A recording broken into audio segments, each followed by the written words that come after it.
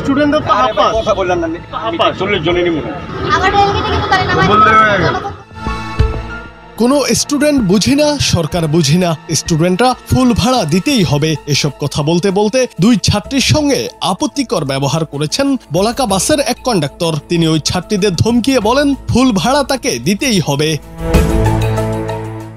অথচ ছুটির দিন সহ সপ্তাহের 7 দিনই শিক্ষার্থীদের জন্য অর্ধেক ভাড়া চালুর ঘোষণা দেওয়া হয়েছে। প্রতিদিন সকাল 6টা থেকে দিবাগত রাত 12টা পর্যন্ত শিক্ষার্থীরা বাসে অর্ধেক ভাড়া দেওয়ার এই সুবিধা পাবেন। এজন্য শিক্ষার্থীদের ইউনিফর্ম পরা অবস্থায় অথবা সঙ্গে ছবিযুক্ত পরিচয়পত্র থাকতে হবে। গত বছরের 23 সেপ্টেম্বর রাজধানীর ইঞ্জিনিয়ার্স ইনস্টিটিউশন বাংলাদেশ মিলনায়তনে ঢাকা সড়ক পরিবহন মালিক সমিতি আয়োজিত এক সভায় এই ঘোষণা দেন সমিতির সাধারণ সম্পাদক সাইফুল আলম। তবে ঘোষণা দেয়া হলেও তা কতটুকু কার্যকর হয়েছে?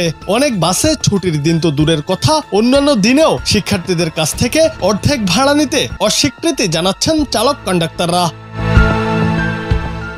আজ বুধবার বলাকা বাসে দেখা যায় এমনই এক চিত্র।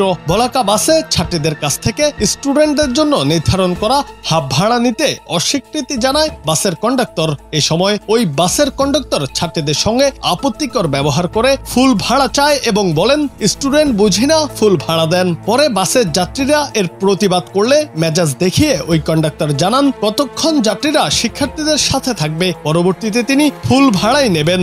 হাফ পাস কি মানে কোম্পানি থেকে নিষেধ নাকি?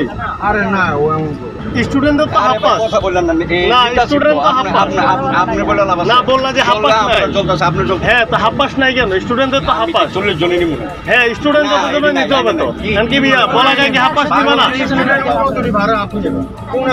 এটা কি কোম্পানি থেকে নিষেধ না তুমি নিষেধ করছো? গভর্নমেন্ট নিয়ম করছে হ্যাঁ, এমনি তো 10 টাকা ওই মিয়া তুমি কি নিজে আইন জারি করো নাকি? এইসব যা উঠবে তো হাফ করে এইসব ঝামেলা করলে বাস নিয়ে যাইতে হবে। আমার রেলগেটে কিন্তু তারা নামাই বলতে হবে কারণে মানা করে।